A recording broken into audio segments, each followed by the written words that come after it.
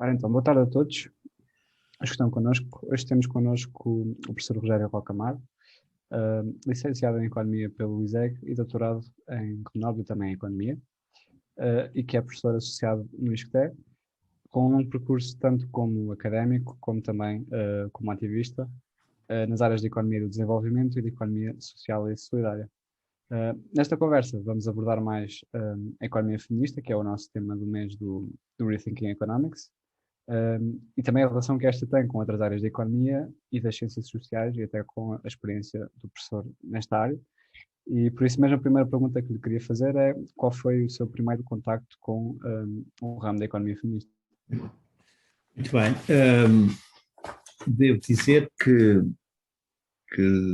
com antes de mais, boa tarde a todos e a todas, peço desculpa, e agradecer esta oportunidade de refletirmos sobre um tema que ainda é pouco trabalhado dentro da ciência económica e das escolas de economia, embora tenha vindo a ganhar cada vez mais pertinência e cada vez mais interesse para a abertura de novos campos de reflexão e de novas perspectivas até dentro da própria reflexão económica.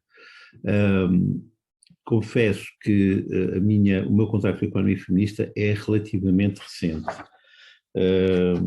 porque tem muito a ver com a economia solidária, que é, digamos, um dos meus temas mais importantes nos últimos tempos, uma das minhas preocupações mais importantes, e, portanto, desse ponto de vista, há aqui também uma relação entre uma coisa e outra, entre aquilo que é as preocupações relativas à economia solidária e, por outro lado, esta ideia da economia feminista. Eu comecei a ter, sim, contacto mais próximo com esta corrente, explicitamente designada assim, não é? Mais ou menos há cerca de 10 anos, não é? Volta entre 2010 e 2012, por aí, já no âmbito das reflexões que desenvolvi para o mestrado de Economia Social e Solidária do ISCTE e para a disciplina de Economia Social e Solidária da Licenciatura de Economia, que vocês frequentam, e foi no âmbito desse processo que, estando em contacto com outros colegas de outros países, nomeadamente no quadro da rede intercontinental de promoção da economia social e solidária, normalmente designada pela sigla RIPES, cuja linha europeia foi criada, e eu fui um dos fundadores, em 2011, em Barcelona, e foi mais ou menos a partir dessa altura, talvez um bocadinho antes da preparação dessa rede, que me apercebi da importância desta corrente designada por economia feminista. Ela já tinha antecedentes, eu não tinha contacto com eles. Obviamente sabia das correntes feministas em geral, mas não da designação de economia feminista, que é uma das áreas de trabalho dentro dos feminismos, que eu gosto de colocar no plural, mas foi realmente à volta desse ano, 2011, portanto, no âmbito dos contactos, da preparação, da rede, do ramo europeu, da rede intercontinental de promoção da economia social e solidária, que eu tive a noção explícita da existência desta corrente. Exatamente porque muitas das minhas, enfim, algumas das minhas colegas que estiveram na fundação dessa rede, exatamente se identificavam como sendo da economia feminista dentro da economia solidária. E, portanto, nas nossas reflexões conjuntas, nas nossas conversas, esse tema veio à baila e eu apercebi-me da sua existência e da sua importância, na medida em que abre novas perspectivas, digamos, identifica novos problemas, novas linhas de reflexão e novas teorizações que estavam ausentes até agora, não só da economia e da ciência económica em geral, mas também da própria economia solidária, que já vinha de trás, né, que já vinha desde os anos 80, mas que nem sempre, eu pelo menos não fazia essa ponte com a economia feminista. E, portanto, é por aí, nessa altura, não é? De tal forma que, como diretor de uma revista de economia solidária, na sequência desse contacto, desse conhecimento, eu próprio depois propus que um dos números da revista fosse sobre as questões de género e os desafios da economia feminista, que é este número que eu tenho aqui, número 7 da revista de Economia Solidária, que obviamente a imagem não vai ficar na gravação, mas fica pelo menos a referência, o número 7, que foi publicado em 2014 e cujo tema foi exclusivamente, exatamente esta relação entre a economia feminista e a economia solidária, onde conseguimos trazer para a revista várias autoras europeias e latino-americanas que trabalham neste tema, não é? E que, de facto, foi um número muito interessante e que, pronto, colocou estas questões no debate da economia solidária. Portanto, voltando à questão que vocês colocaram, é entre 2010, 2011, 2012, por aí. Antes de 2011, eu diria 2010. Okay, muito bem. Uma das principais questões da economia feminista é precisamente olhar para a economia fora do mercado. Tentar compreender as interações sociais que não são vistas no mercado, mas têm um verdadeiro impacto na nossa sociedade. Enfim, são feitos alguns estudos nesta ótica, no livro do Rethinking Economics, pelo qual nós nos inspiramos.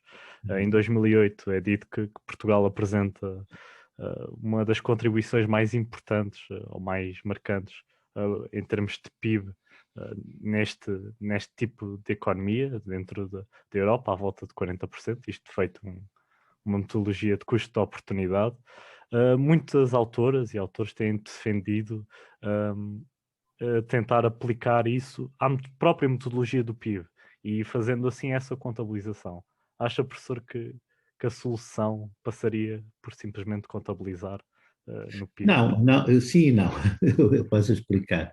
É evidente que o PIB é um indicador muito limitado, não é? Porque não apanha muita coisa importante que se passa na economia real, não é? O PIB é um indicador que foi pensado para a economia das trocas e, portanto, para a economia do mercado. Depois, enfim, também é fácil de usar na economia pública, porque também grande parte dela está monetarizada e, portanto, consegue-se fazer isso.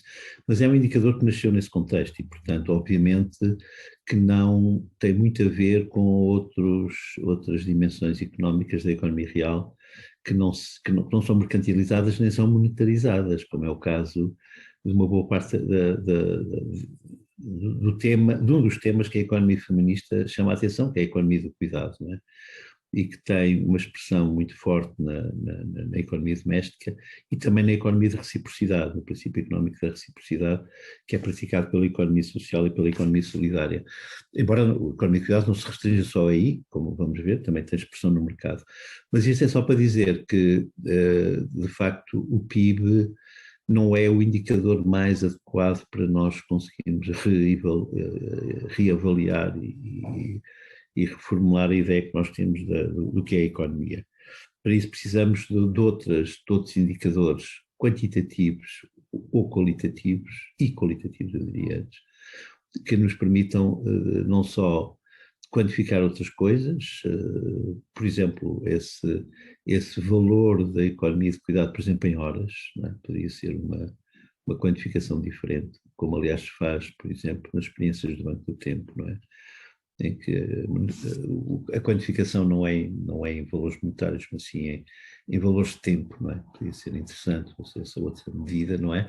Para além de outras medições qualitativas que têm a ver com a qualidade afetiva, emocional que essa economia proporciona, não é? E, portanto, poderia ser eventualmente medida em escala, como faz, por exemplo, o conceito de felicidade interna bruta do botão, que mede em escala, pode ser medida em escala também. Ou então, simplesmente, não medida quantitativamente, mas referenciada qualitativamente, não é? Enunciando as qualidades do que é proposto nessas outras atividades económicas, digamos assim. Agora, apesar de dizer isto, não é? Considerar que o PIB não é o indicador mais adequado a medir este tipo de economia, o seu uso pode ter algum interesse só para chamar a atenção de como se ignora e se despreza uma parte importante da nossa economia, não é? Por isso é que eu digo sim e não. Em princípio é o não, porque não é um indicador adequado.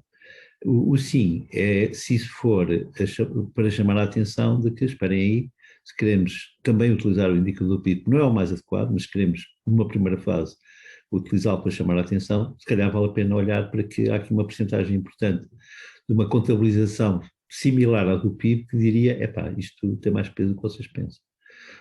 Mas é para isso, não é? Para chamar a atenção, não para depois, de facto, medir efetivamente e avaliar efetivamente o peso e a dimensão dessa outra economia, não é?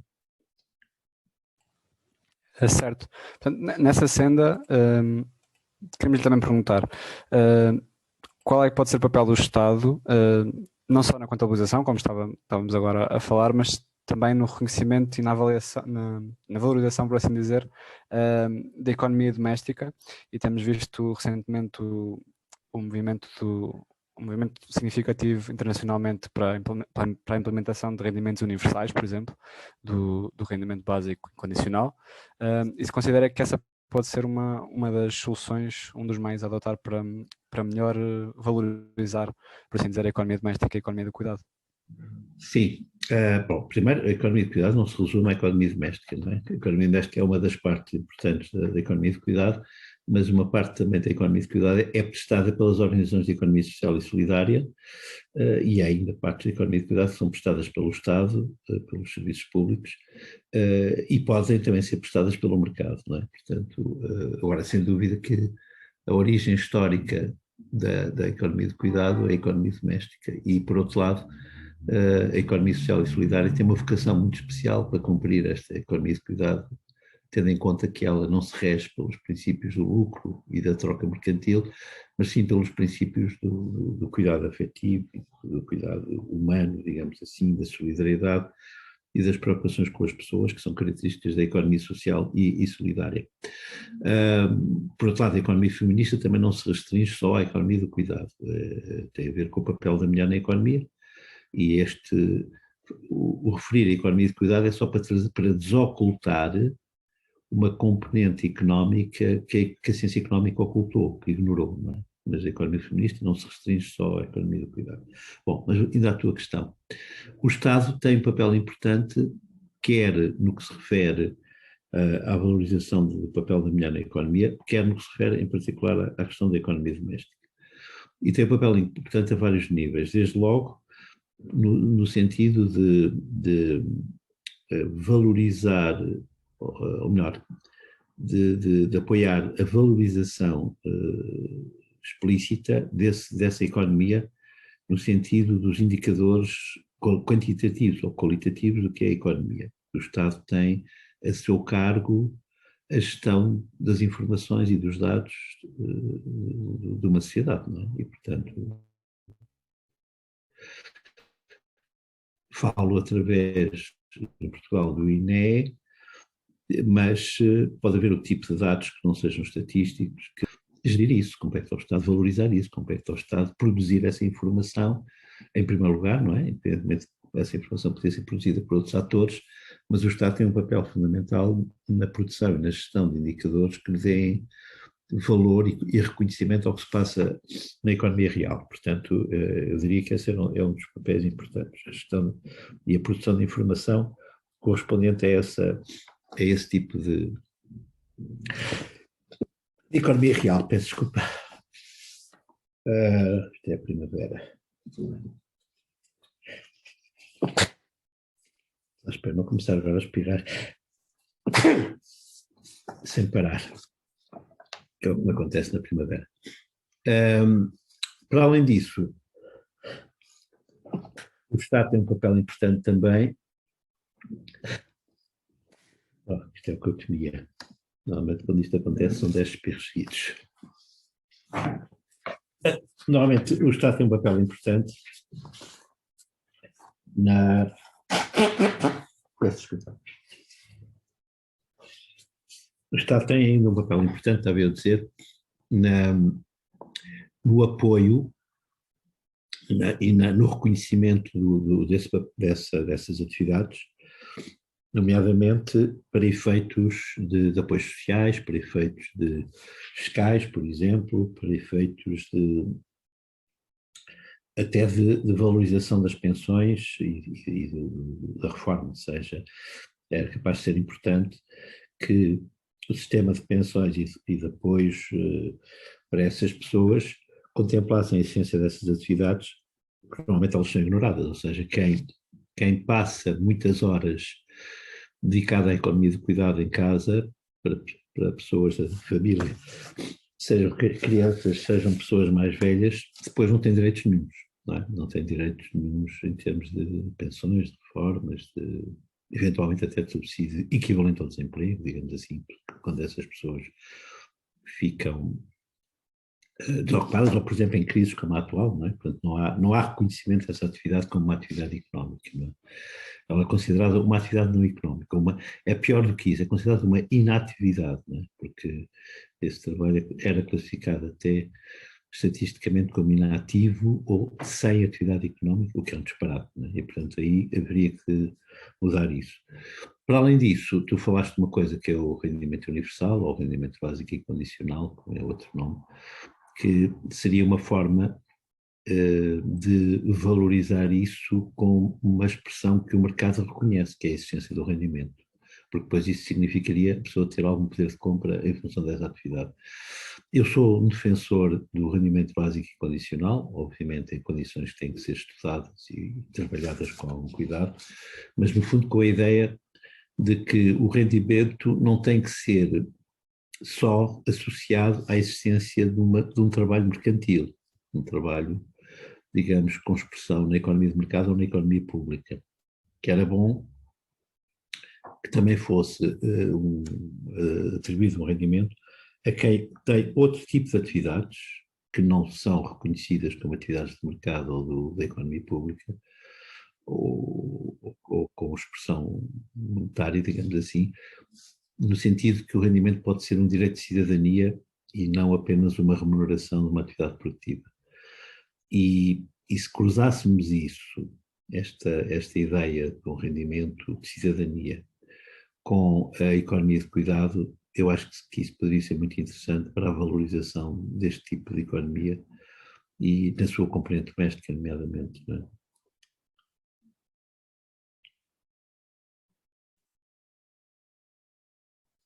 Muito bem. Pronto, outra das questões que a economia feminista aborda é tentar compreender as normas sociais de cada país, de cada comunidade e tentar, enfim, adequar essas características para, no fundo, apoiá-las e não ignorá-las. A questão da economia doméstica é um exemplo disso. Existem vários mecanismos que, como o professor disse, é um disparate considerar isso como algo inativo. Que outras normas sociais, enfim, o professor abordou a questão da reciprocidade, é que poderiam ser vistas e ser vistas como um potencial para a economia, mas que na realidade estão a ser ignoradas. E como é que nós podemos tentar aproveitá-las? Pronto, olha, a primeira coisa que eu gostava de sublinhar é que a economia, a abordagem feminista da economia, tal como aliás, esse é um dos pontos de encontro com a economia solidária, tal como aliás outras abordagens alternativas que surgiram nos últimos tempos, entre as quais a economia solidária, tem ambas uma característica importante, que é o facto de não verem a economia como uma coisa desgarrada, como uma coisa desenraizada, como uma coisa, digamos assim, que se justifica por si própria, que não precisa de olhar para o que está à volta. Pelo contrário, a economia feminista e a economia solidária só se justificam, só se entendem enquanto economias profundamente enraizadas nas relações sociais, nas normas sociais, como tu disseste, nos princípios e nas identidades culturais e nas relações com o ambiente. Portanto, é aquilo que as autoras e as autoras da economia feminista e os autores em geral da economia solidária chamam uma economia substantiva.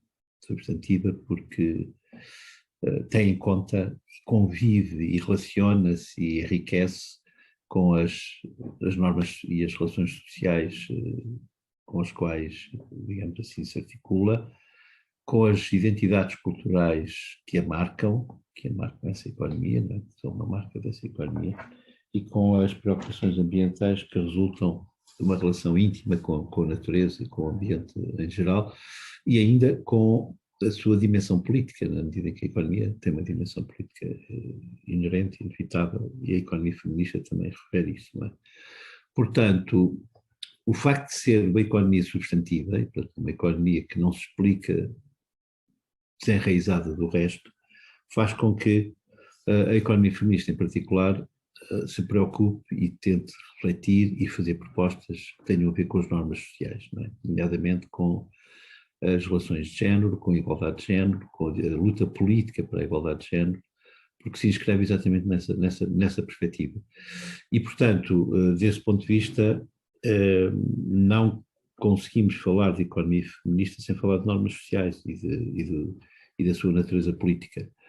E por isso, quando a economia feminista reflete sobre, por exemplo, a questão do cuidado e a questão da economia doméstica, falo no sentido de valorizar o papel da mulher e de ela ser reconhecida, esse papel ser reconhecido na sociedade, e daí resultarem normas de emancipação feminina, normas de igualdade de género, como já referi, que de certa maneira recoloquem as relações de poder na sociedade, né, e que atribuam.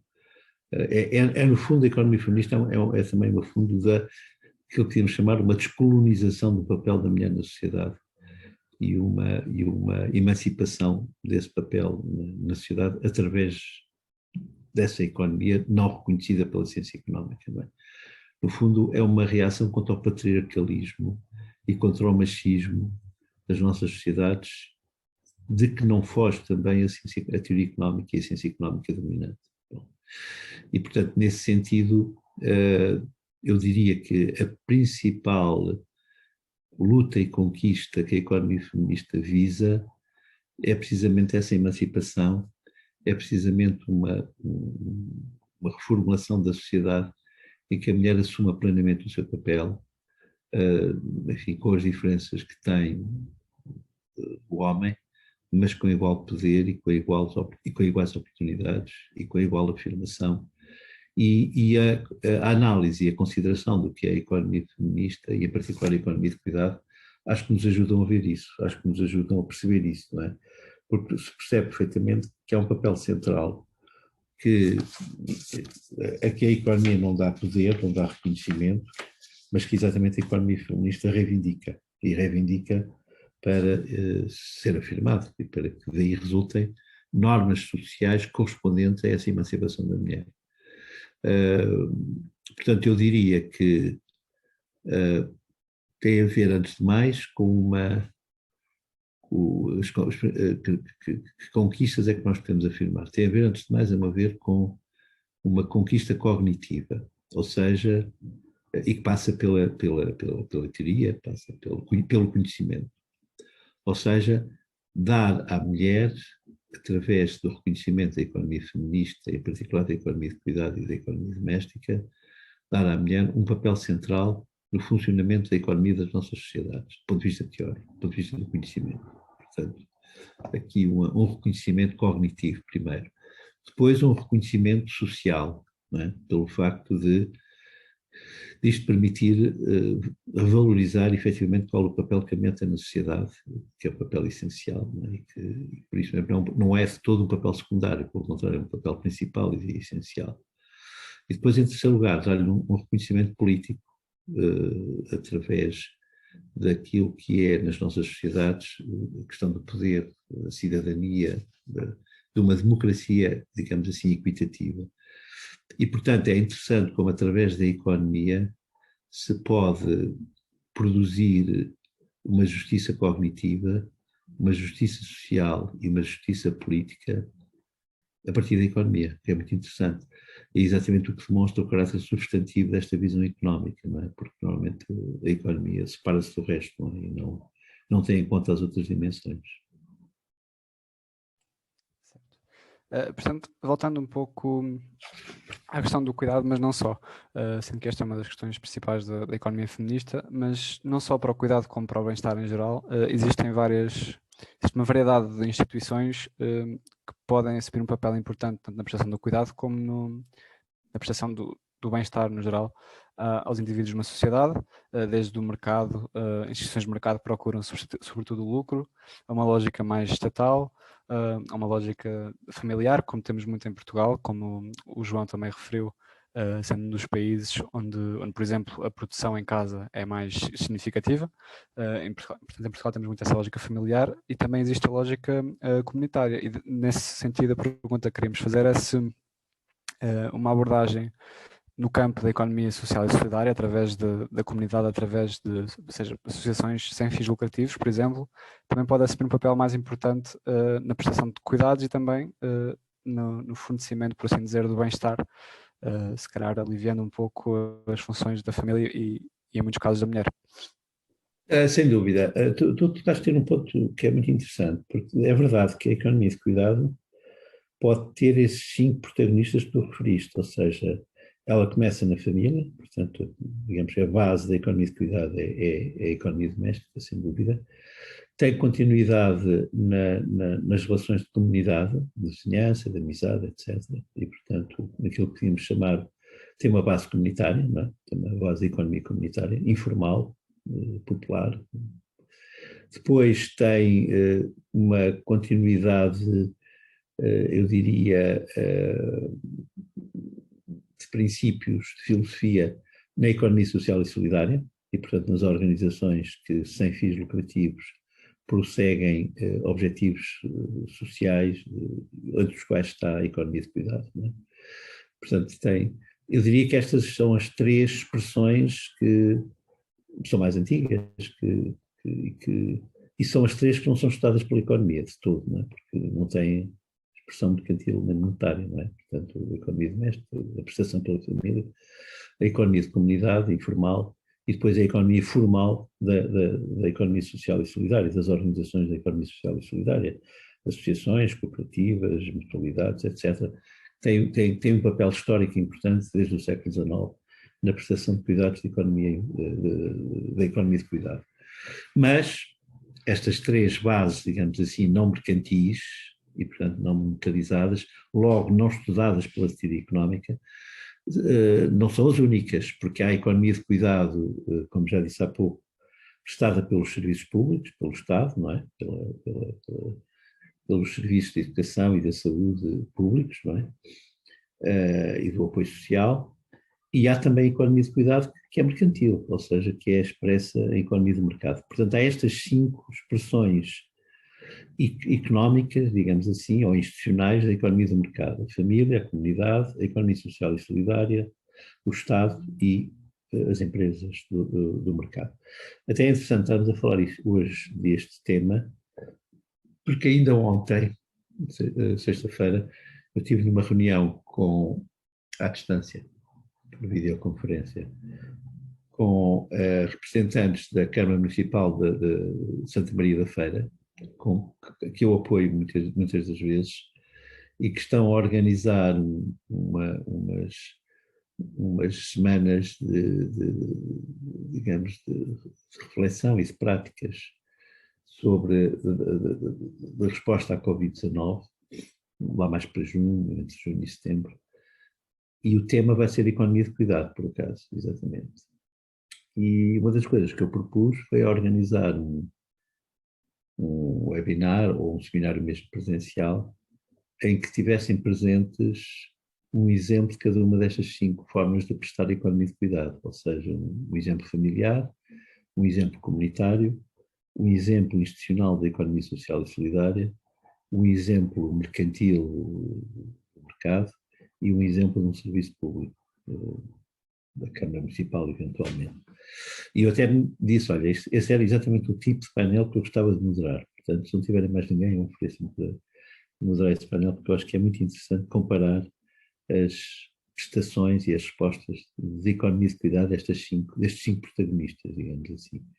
Bom, e portanto acho muito interessante estarem a colocar essa questão, porque acho que é uma questão, de facto, bastante interessante e que poderia ajudar a perceber o papel de cada uma delas, o que é que as diferencia, quais são os pontos comuns, etc. Bom, mas ainda a tua questão específica, o que é que a economia social e solidária tem, digamos, qual é a sua missão neste papel? Bom, obviamente é uma missão muito, muito importante, porque a natureza da economia de cuidado tem muito mais a ver com estes três protagonistas iniciais, família, comunidade e instituições sem fins lucrativos, do que com os outros dois. Embora o Estado também, obviamente, possa prestar isso e também a economia de mercado possa fazer algum sentido. Mas aquilo que é a essência da economia de cuidado, que é o cuidado que não tem em vista tanto o ganhar dinheiro, mas sim o estar com as pessoas, o afeto às pessoas, o dar-lhes humanismo e afetividade, é óbvio que é muito mais facilmente prosseguido por quem tem estes princípios como referência, que é o caso da economia social e solidária, do que por quem não tem. Bom, e na verdade, quando nós vemos a história da economia social a partir do século XIX ou da economia solidária a partir dos finais do século XX, vemos que muitas das organizações deste setor desempenham esse papel, junto dos mais velhos, junto das crianças, junto dos deficientes, junto dos doentes, junto dos desempregados, etc. E, portanto, de facto, essa é uma das suas missões principais, até, de certa maneira, se calhar, uma das mais importantes. E, portanto, porque tem a ver com a sua missão, não é? Tem a ver com a missão de, através da prestação de serviços económicos, visar finalidades sociais, entre as quais estas do cuidado, da atenção ao outro, do humanismo, da dignidade humana. Não é? E é interessante vocês estarem por esta questão porque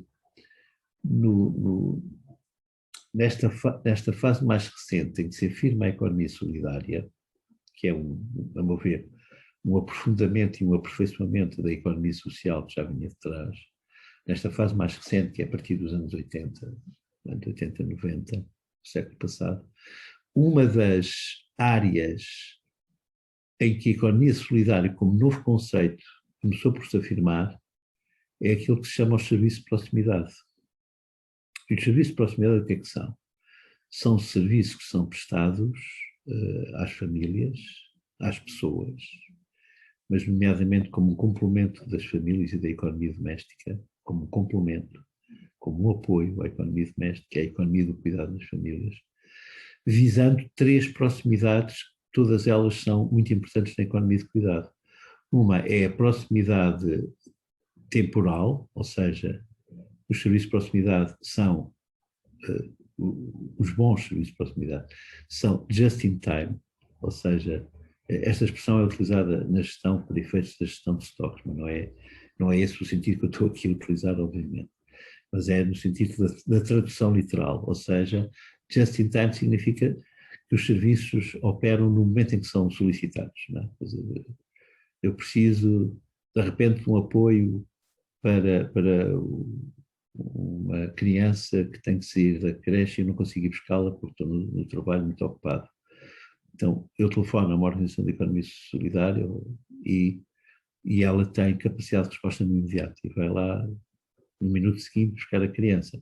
Ou eu estou aflito em casa para apoiar uma pessoa que está doente e não consigo dar resposta e preciso que vá lá uma pessoa com conhecimentos de enfermagem, com conhecimentos de psicológicos até para apoiar essa pessoa que está em crise e que eu não consigo dar resposta, não consigo completar a resposta.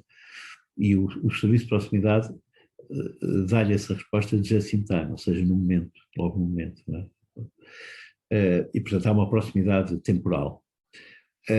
Mas há também uma proximidade geográfica, ou seja, eu vou ao sítio onde é preciso que vá, eu vou ao sítio onde o serviço tem que ser prestado. E é aquilo que podíamos, utilizando a mesma terminologia, é aquilo que podíamos designar por just in place. Não é? Além de just in time, é just in place. Porque vou à escola onde o miúdo tem que ser acompanhado, não é? Porque é lá que ele está e tem que ir para casa, ou vou a casa onde precisam do meu apoio, não é? Portanto, é just in place. Eu vou ao lugar onde é preciso ir, não é? Just in place. Mas, fundamentalmente, o serviço de proximidade, além de ser uma proximidade temporal e geográfica, o que nos anos 80 e 90 fez a distinção da economia solidária, que ela oferece uma outra proximidade, que é a proximidade afetiva, ou seja, ter o carinho e a atenção que a pessoa precisa. E é aquilo que eu próprio designei, enfim, na minha proposta de interpretação dos serviços de proximidade. Há aqui um parênteses para dizer que eu, a pedido de uma fundação belga, fiz um trabalho sobre os serviços de proximidade em Portugal no princípio dos anos 90. E propus precisamente esta trilogia, Just in Time, Just in Place e Just in Heart, no coração, né? Just in Heart. Portanto, e os serviços de proximidade têm estas três características, são JIP, Just in Time, JIP, Just in Place, e JIH, Just in Heart. E, portanto, isto significa, isto é a minha proposta, a minha teorização sobre isto, significa que os serviços de proximidade, esta economia de cuidado que os serviços de proximidade oferecem através da economia solidária, de facto é fundamental para ir na linha que os serviços de proximidade de família e de comunidade ofereciam, para não criarem ali um artificialismo e um distanciamento no serviço de proximidade, mas pelo contrário, para fazer jus ao nome. É um serviço de proximidade. E proximidade é também uma proximidade afetiva, também uma proximidade de humanidade, de carinho, não é? E, portanto, dito isto, eu acho que, de facto, a economia social e solidária é um dos protagonistas mais importantes da economia de cuidado. E não é por acaso que grande parte dos protagonistas da economia social e solidária na economia de cuidado são mulheres, não é? O último ponto a que nós queríamos ir no contexto da economia feminista é a questão da infraestrutura social, que também é referido por esta corrente, e é outro melhoramento da economia, por assim dizer, que a corrente procura, que é a melhor contabilização do investimento em infraestrutura não só física, mas também social, ou seja, muitas vezes aquilo que a economia clássica vê como investimento limita-se a aplicações de dinheiro hoje que podem gerar dinheiro no futuro. A economia feminista desafia um pouco isto com a lógica de que há investimentos que podemos fazer hoje que não forçosamente em dinheiro, mas talvez em custo de oportunidade, por exemplo, não só o cuidado como também a educação ou a saúde, e que são trabalhos muitas vezes desempenhados por mulheres, seja dentro ou fora do mercado. E que trazem benefícios no futuro que não forçosamente serão monetários. Pode simplesmente ser uma sociedade onde as pessoas são mais saudáveis ou melhor educadas, ou a sociedade é mais justa. E por vezes isso não é refletido como investimento e é portanto este conceito de infraestrutura social. E portanto, de acordo com isso, a pergunta que queria colocar é de que forma é que podemos refletir isso melhor, portanto, seja dentro ou fora do mercado, como é que podemos ser mais rigorosos nessa contabilização? Olha, eu sou economista, como vocês também estão a ser, não é? Ou vão ser, e a economia, entre vários erros que tem cometido, dois deles têm a ver com coisas que tu disseste agora. Ou seja, por um lado, hipervalorizar, ou às vezes só valorizar mesmo, o investimento em capital físico, não é? Em capital, e traduzido sob forma financeira. E depois, o segundo erro foi só medir os resultados em termos de retorno também monetário, sobretudo sob a forma de lucro. Estes são dois dos erros graves que a economia tem cometido, não é? Isso tem a ver com o predomínio de certas correntes dentro da ciência económica, nomeadamente a corrente neoclássica. E, sobretudo, uma visão da economia restringida à economia de mercado. É certo que a própria ciência económica foi dando conta deste erro e foi acrescentando outras noções de capital, não é? Além do capital físico e da sua dimensão financeira, foi nomeadamente o capital humano, chamado capital em recursos humanos, e mais recentemente há já quem fale em capital ambiental, mas ainda estamos longe de o ter suficientemente em consideração e o exprimir com outro tipo de medidas, não é? Também é verdade que hoje já se começa a falar de outro tipo de valor produzido para além do valor financeiro, nomeadamente valor social e valor ambiental. Mas isto é tudo coisas muito recentes e que ainda não estão introduzidas de forma radical na teoria económica, que ainda continua a ser muito dependente das velhas fórmulas do capital físico, do capital financeiro e dos retornos, do retorno em dinheiro e sob a forma de lucro. Mas isso é extremamente redutor e, pior do que isso, é extremamente destruidor de outras visões das coisas. Ora, precisamente, quer a economia solidária, quer a economia feminista, trazem, desse ponto de vista, uma visão completamente diferente, porque aquilo que poderíamos dizer como equivalente a investimento é muito mais do que o investimento em dinheiro ou em capital físico, porque, por exemplo, a economia de cuidado investe sobretudo em afetos. O afeto é um investimento no equilíbrio da pessoa, é um investimento na sua humanidade e na sua vida psicossocial equilibrada. E isso é fundamental. Hoje em dia, se calhar, é mais fundamental do que o investimento em capital físico. Tem a ver com a personalidade das pessoas, tem a ver com a sua humanidade, tem a ver com a sua cidadania até, não é?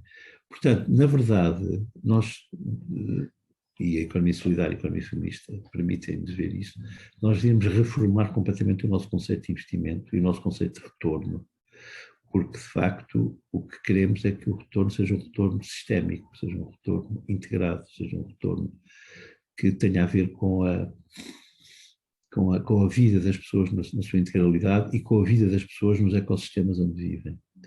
E, portanto, o lucro é, obviamente,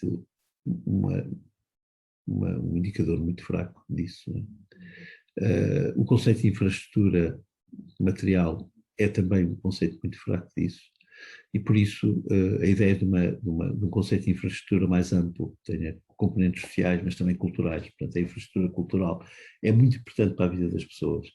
A infraestrutura da democracia, a infraestrutura política é muito importante. A infraestrutura ambiental é muito importante. E a infraestrutura afetiva e psicológica também é muito importante. E é isso que a economia feminista e a economia solidária nos trazem, precisamente, nos avalam nesses conhecimentos tradicionais limitados e restritos que nós tínhamos, não é? E, portanto, nos propõe, de facto, um outro conceito de infraestrutura muito mais abrangente, muito mais rico, com muito mais dimensões, que exigem que não é só a economia que os deve ter em conta, mas sim as outras áreas que com a economia dialogam e de que a economia precisa para ser uma economia humana e não uma economia predatória, desumana e destruidora. E, portanto, eu considero que, desse ponto de vista, muito bem-vindas as perspectivas e os contributos e as abordagens da economia feminista, porque nos obrigam a repensar tudo isto e nos obrigam a valorizar um outro conceito de infraestrutura muito mais ampla, é? Em que a parte social é muito importante, mas também a parte afetiva, também a parte emocional, também a parte cultural, também a parte política. E, portanto, se quisermos continuar a usar a terminologia de investimento ou de capital, desde que os conteúdos sejam outros, sejam muito mais abrangentes, sejam muito mais amplos, podemos usá-los, mas é preciso explicá-los, não é? Para não ficarmos prisioneiros nem reféns da visão economicista e financista, digamos assim, das teorias económicas tradicionais. Muito bem, se calhar com essa nota damos por encerrado este evento, também não queremos tomar mais do seu tempo. Não sei se o professor quer acrescentar mais alguma coisa. Sim, uma curiosidade que pouca gente sabe.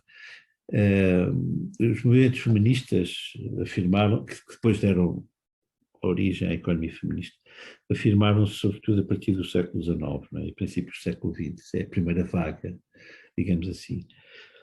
Mas é curioso que da literatura que é conhecida, enfim, eu não tenho a pretensão de a conhecer toda, mas parece que a primeira vez que a palavra feminismo apareceu num escrito foi em 1837, e por um dos autores que é um dos inspiradores da economia social, que é o Charles Fourier, um dos socialistas utópicos do século XIX, francês, não é? Que foi o que propôs os falancestérios, não é? A vida em comunidade, que deu origem à economia social. E parece que ele foi um dos primeiros a usar a palavra feminismo, em 1837, pelo menos é o que está referenciado na história do feminismo. Mas pronto, os movimentos feministas, de facto, começam-se a afirmar a partir do século XIX, é certo. Depois tem uma segunda vaga muito importante nos anos 60 e 70, não é? É a mais conhecida, porque é aquela que deu mais nas vistas, não é? Mas há agora uma vaga mais recente, que é dos anos 80 para cá, onde surge a economia feminista. Surgem outras preocupações, como a questão da ecologia, como as questões das orientações sexuais, nomeadamente, não é? E também a economia feminista mais recentemente, mas corresponde a esta terceira vaga. Tem a ver também com os processos económicos alternativos. E aqui, de facto, há nomes que são importantes e que também devem ser referidos, que vêm da economia, mas também vêm da sociologia e da ciência política, e que eu gostava de deixar referidos, não é? Como o caso da catalã Cristina Carrasco, que é um dos nomes históricos da economia feminista, ou a Miriam Nobre, que é brasileira, também é outro dos nomes a ter em conta, ou ainda a francesa Isabelle Guérin. Depois, se quiserem, posso escrever os nomes para vocês não se enganarem. Ou da Isabel Ilankamp, que é uma das nossas referências na economia solidária e que também tem um papel importante nestas reflexões. E depois há muitas outras, há cada vez mais. Deixem-me referir uma investigadora de Coimbra que está muito presente nas nossas reflexões atuais aqui em Portugal, que é a Luciano Lucas dos Santos, também tem escrito coisas muito interessantes sobre isto, sobre a economia feminista, entre outros nomes. Se quiserem, posso escrever aqui no WhatsApp, só para vocês ficarem aqui com alguns nomes, se enganarem se forem escrever sobre isto. Nós no final iremos então deixar nas nossas notas toda a bibliografia, incluindo a revista número 7. O resto da revista de Economia Solidária que vocês podem consultar no site da ACESA, que já vou aqui escrever também para vocês poderem procurar. Bom, mas para eu estava a dizer, vou deixar aqui dois ou três nomes só para vocês eventualmente poderem referir, ou citar, ou procurar, que são, e que alguns até escreveram a nossa revista, portanto, e portanto podem também seguir por aí. Se quiserem, depois eu também vos posso mandar a revista, mas eu acho que ela está no site da ACESA. Sim, é de fácil acesso. Eu tenho a revista. Não sei se a posso partilhar assim. Claro que sim, claro que sim. Ok, então se calhar deixo um link e... Claro que sim, aliás, a revista está disponível para ser usada por quem quiser. E de qualquer maneira, eu sou o diretor da revista, portanto, ok. Deixa-me só ver. Ok, está bem. A ver se estava bem escrito aqui o nome da Isabel Ilankamp, que é uma das nossas colegas, companheiras de caminhada, e a Luciane, que é uma brasileira que está neste momento investigadora de Coimbra. Ok, então se calhar encerramos o direto. Estou aqui só a deixar o... Sim, eu encerro isto, mas não encerro a chamada. Ok. Pronto. Muito obrigado, professor. Não me canso de dizer isto. É sempre um prazer poder ouvi-lo. E sim, fazemos nós parte do Rethinking Economics. Um dos nossos objetivos é exatamente a questão do pluralismo, confronto de ideias e deixar-nos a fome, como acabou de nos deixar, para aprendermos mais. E é dessa forma que queremos agradecer muito e damos por concluída esta sessão. Iremos, em princípio, ter outra, portanto, é estar atento às nossas redes sociais. E obrigado a todos.